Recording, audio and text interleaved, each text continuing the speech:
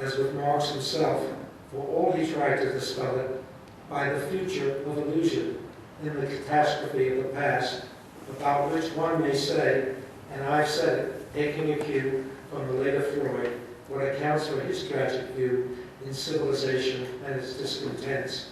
There is no other future but the future of illusion. So much for the illusory moment of what Beckett saw of ascendance. There was a time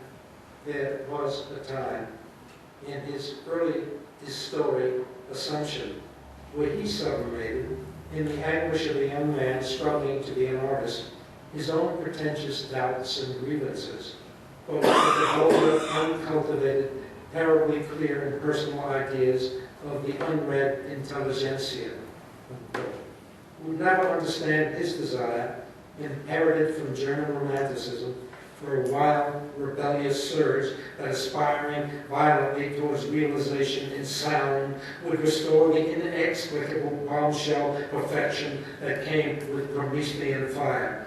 What he wanted perhaps to offset that other anguish of palpitating terror, the rush of blood in the body that kept him breathless at night, was another pain, the pain of beauty.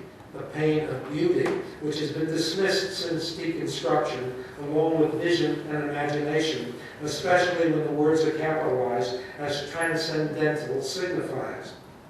Back in the 1950s, before that critique occurred, Beckett asked in the text for nothing, with nothing like Promethean fire and the usual absence of a question mark, and beauty, strength, intelligence, of which he wrote in the same light as the semblance, or a kind of light sufficient to see by, simply more of the same, the latest, daily, action, poetry, all one price for one and all. Now, the words embarrass him. They always did, but even more. The mind slow, the words slow, the subject there, dying in an unpredicated clutter. If only it could be wiped from knowledge, to have suffered under that miserable light. What a wonder. Still with Beckett, you never know. For in all the times and tenses, he surely blundered worse, like giving himself up for dead all over the place, only to find there's nothing like breathing your last to put new life in you. With, of course, the mutterings undiminished, the same old stories, the same old questions and answers, but the same plus one, and therefore not the same, as Nietzsche declared, speaking of beauty, strength, intelligence, about the eternal return. Be eternally what it may. Now here, what now here, one enormous second, as in paradise.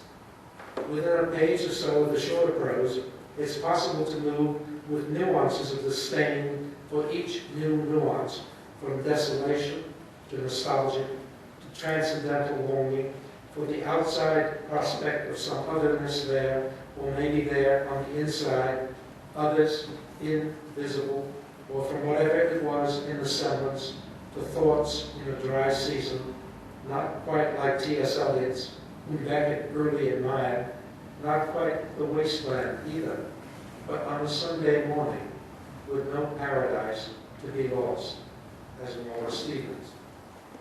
Dry, it's possible, or wet, or slime, as before matter took ill.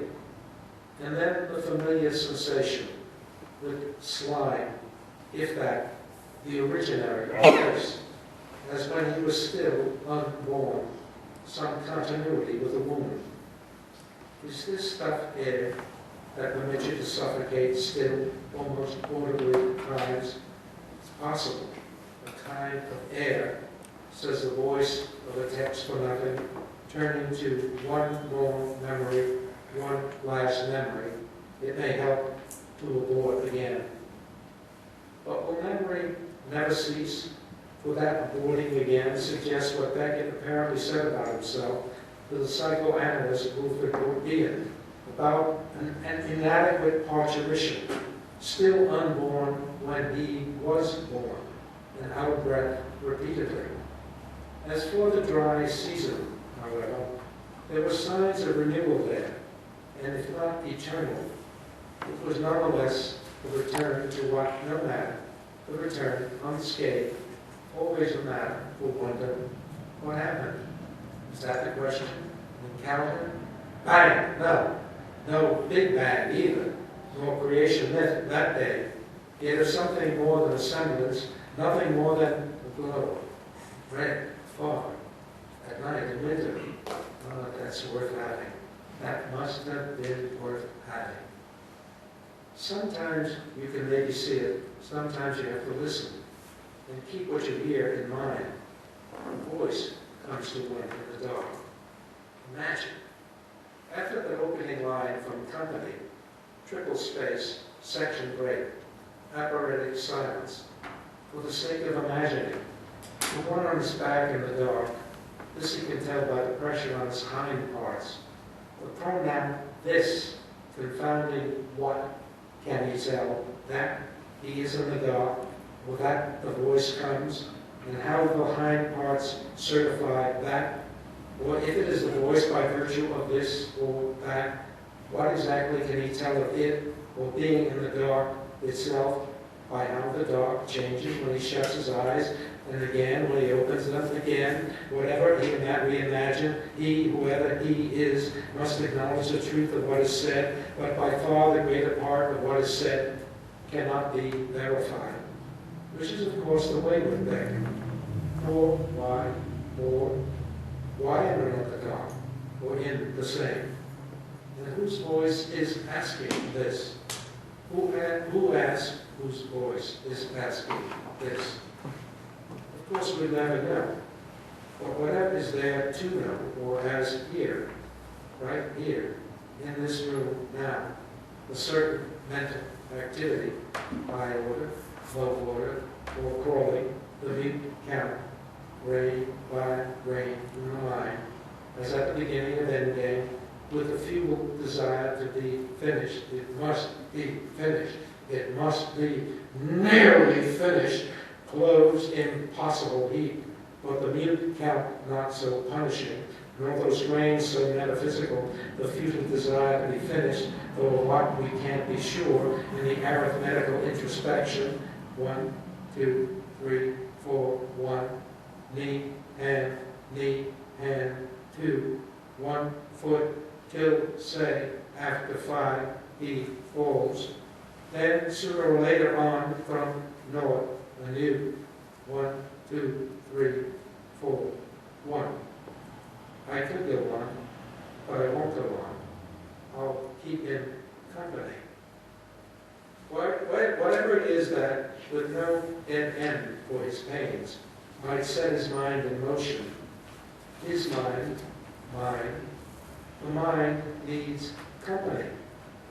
What if not sound? Sight. The temptation is strong to decree there is nothing to see, but too late for the moment. For he sees a change of dark when he opens or shuts his eyes. And let there be light, the faintest light.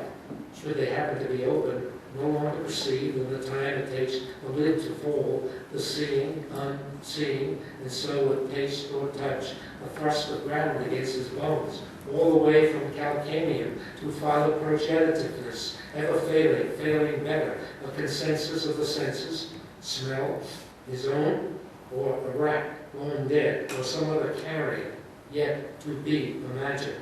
Or maybe a sixth sense, or is it evolution reversed, crawling, eyelids stirring, till the last thump, stirring still, but not pure reason, and awakening dissonance, the dérèglement du son. Beckett lectured on Rimbaud, and it will be, you can be sure, as Artaud said of the naked, sonorous streaming of the essential theater, as localized and precise as the circulation of the blood in the arteries, or in the impeccably ordered disorder that is a compulsion in Beckett, the apparently chaotic development of dream images in the brain, what in his manifesto for the theater of cruelty, Artaud called true illusion.